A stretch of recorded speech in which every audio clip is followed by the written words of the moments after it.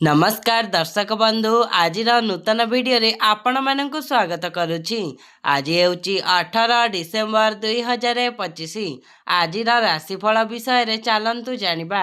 प्रथमे जानिबा मेष राशि विषय रे। मानसिक अस्थिरतारु आपण साधारण कथारे उत्तेजित होई पारंती। प्रत्येक स्तर रे बंधुक सहाय्य ओ सहयोग पाई स्थगित काम को त्वरान्वित करि परिबे।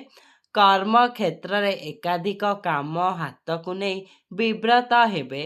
कला साहित्य संस्कृति और रचनात्मक काम रे बुद्धिजीवी मानक द्वारा प्रशंसित होई पारंती। एबे चलंतु जानिबा वृष राशि विषय रे। निज काम को पछरे पकाई बंधु और परिजन मानक कार्य रे सामिल हेबाकू पड़ी पारे। कर्म क्षेत्र रे एकाधिक काम हाथ को नहीं व्यस्त विव्रता होई पारंती। कचेरी मामलार शुणाणी विलंबरे घटिबा हेतु टेंशन वृद्धि पाई पारे। कला साहित्य संगीत क्रीड़ा और चलचित्र क्षेत्ररू सुफल मिलिब। चलंतु जानिबा एबे मिथुन राशि विषय रे। विवाह योग्य संतानक प्रस्ताव को केंद्र करी स्त्रींक सह मतांतर घटिपारे।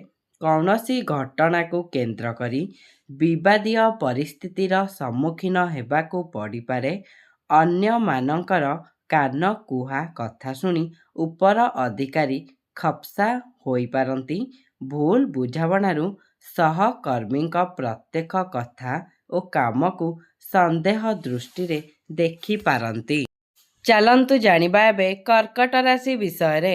कर्म क्षेत्र रे पूर्व विवादीय परिस्थिति को केंद्र करी कौनसी अभियोग आसीपारे। अंतरंग बंधुटी अभियोगर विचार रे सामिल थिले मध्य साहाय्य करि नथिबार शुणी दुख प्रकाश चलंतु जानिबा एबे सिंह राशि विषय रे। पारिवारिक समस्या भितरे सामान्य बांधी होई गुरुत्वपूर्ण काम को अवहेला करिवे। आर्थिक स्वच्छलता थिले मध्य पारिवारिक मतांतर को केंद्र करी मानसिक शांति व्याहत हेब।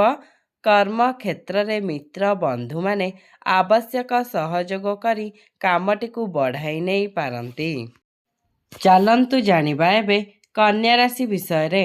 कौनसी कथा को केंद्र करी परस्पर बदानुवाद व्यक्त व्यजनित पारिवारिक संपर्क विवादीय हेब। सहकर्मी साहाय्य रे बकेया अर्थ आदाय रे सक्षम हेबे।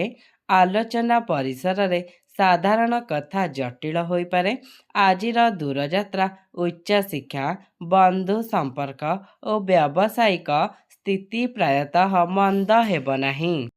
चलंतु जानिबा तुला राशि विषय रे। स्वास्थ्य समस्या केतेकांशरे नियंत्रणाधीन रहिबारु कर्म क्षेत्र रे सामान्य व्यतिक्रमर आशंका देखादेव। स्वाति नक्षत्र किंतु आनुषंगिक सुविधा सुजोग पाई खुशी रहिबे। काव्य साहित्य कला कारीगर कामरे अर्थ और सम्मान लाभ करिबार सुजोग आसीपारे।